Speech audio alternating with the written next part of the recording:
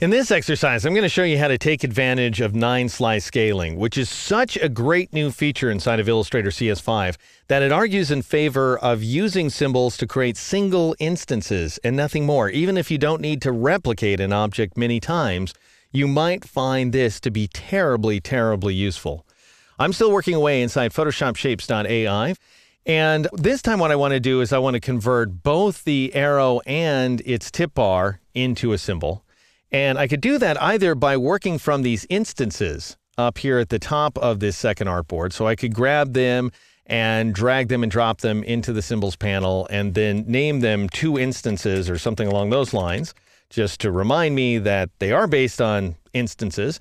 And then I'll click the upper left registration point and click OK. So you can, if you want to, create symbols that are based on other symbols. So you basically have nested symbols, in other words. And notice if I double click on this symbol, and by the way, when you're trying to move instances around and double click on them and so forth, you don't want to click on the bounding box and you don't want to click just sort of in the general area there because that'll deselect it. You want to click on what was formerly a path outline. So I'm going to double click and that will enter the symbol isolation mode. And then if I were to double click on this arrow, why then I'd isolate it independently because after all, I'm going into yet another symbol. Now I'm editing this symbol right there, the original golden arrow symbol. So that's one way to work. I'm going to escape all the way out there by pressing the escape key. The other thing you can do is just start with your original objects, which I had duplicated on this second artboard, and go ahead and define a symbol from them. And that's what I'm going to do in order to set up my 9-slice scaling. I'm going to grab this guy, drag him and drop him into the symbols panel, and I'll call this arrow and tip. And by the way, you can't use an ampersand if you want the tip to show up right here inside the symbols panel. And I'm going to click the upper left-hand corner for the registration point, and I'm going to click OK. And now I've created yet another version of this symbol. I'm going to grab the top one and get rid of it. And then I'm going to take this guy and drag him up.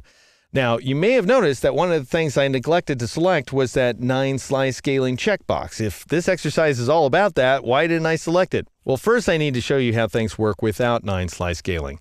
If I go ahead and scale this graphic, and I'm going to move things over a little bit and hide my symbols panel for a moment.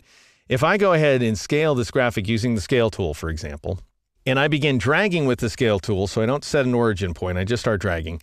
Notice that because there's an origin point that's already established as part of this symbol in the upper left-hand corner, that's that registration point I just selected a moment ago, why then the scale tool goes ahead and respects that point as you scale. So you're going to scale with respect to whatever reference point you established when you created the symbol in the first place. That goes for rotating and other transformations as well. But here's the bad news. If I make this arrow longer, it just gets stretched. And if I make it taller, why, it just gets stretched like that. What if what I really want is for the arrow to get longer in this region? That is, the feathers will stay the same length and the head of the arrow, the tip, will stay the same size, but the arrow itself will grow longer. And if I make the graphic taller, only the tip bar grows and nothing else. Wouldn't that be awesome? Well, that's exactly the kind of thing you can do with 9-slice scaling. So I'm going to press Control-Z, Command-Z on a Mac a couple of times to get back to my originally sized graphic. And what you do is you go back over to the symbols panel. And even after having created the symbol, you can modify this setting. With that symbol selected, arrow and tip there in the symbols panel, drop down to the little dialog box icon, click on it, and then turn on Enable Guides for 9-slice scaling. Click OK in order to accept that modification, and now try scaling this guy. Let's hide that symbols panel again, and I'm going to press Shift-Tab in order to hide my right side panel so I have a little more room to work. And I'm going to scale this guy longer, and I'm going to scale it taller. Well, I certainly get a different effect this time, but it's not an effect that I want. What's going on? Well, Illustrator's automatically set up the guidelines where it thinks you want them to be, essentially. If that's not what we want, and clearly it isn't, then we need to modify those guides as part of the original symbol definition, and I'll show you how to do that in the next exercise.